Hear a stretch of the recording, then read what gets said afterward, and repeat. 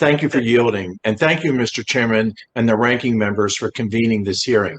I thank you all. It's been a long day, but this is an incredibly important day.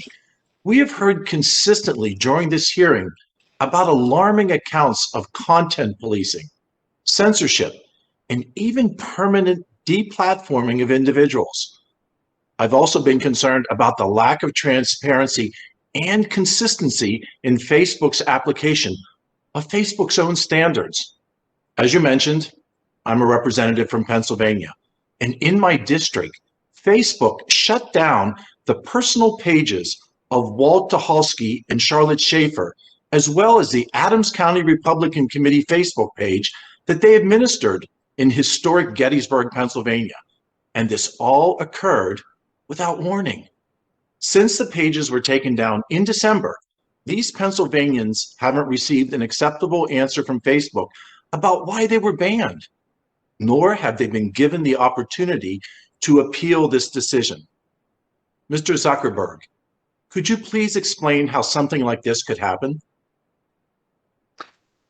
Congressman, I'm not familiar with those specific details, but in general, I agree that building out a better appeals process and better and more transparent communication to people about why specific decisions were made is one of the most important things that we need to do next. And that's one of the big things on our roadmap for this year and next year. And I hope we can dramatically improve those experiences.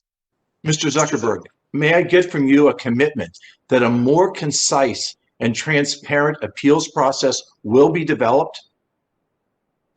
Congressman, yes, we're working on a more transparent communication to people and more of an appeals process as part of our product roadmap now, like I just said. And will you commit to getting my constituents answers as to why they were banned? Congressman, I can certainly have my team follow up with them and make sure that we can do that. Thank you for that. I am also concerned by potential partisan bias in Facebook's enforcement of its content policies. Shutting down the Adams County Republican Committee Facebook page strikes me as an infringement on speech, and that is normally protected in the public domain. Mr. Zuckerberg, does Facebook maintain data on how many Democrat and Republican county committee pages that you have banned from your platform?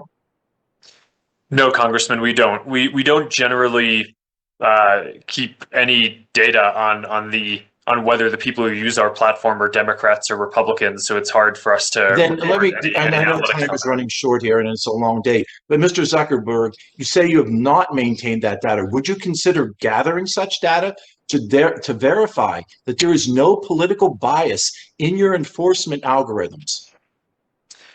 Congressman, I'm not sure that's a great idea, and that I don't know that most people would want us to collect data on whether they're a Democrat or a Republican and have that be a part of our.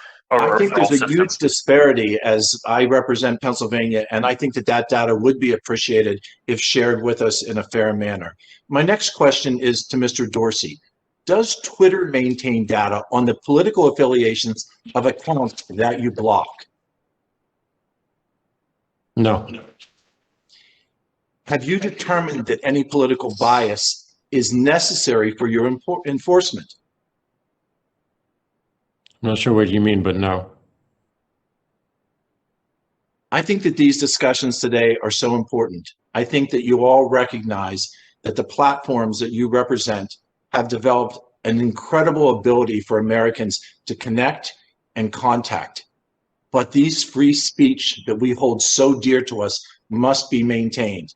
Again, I thank the chairman, I thank the ranking member for bringing us together and allowing us to present what I feel are sincere concerns to you.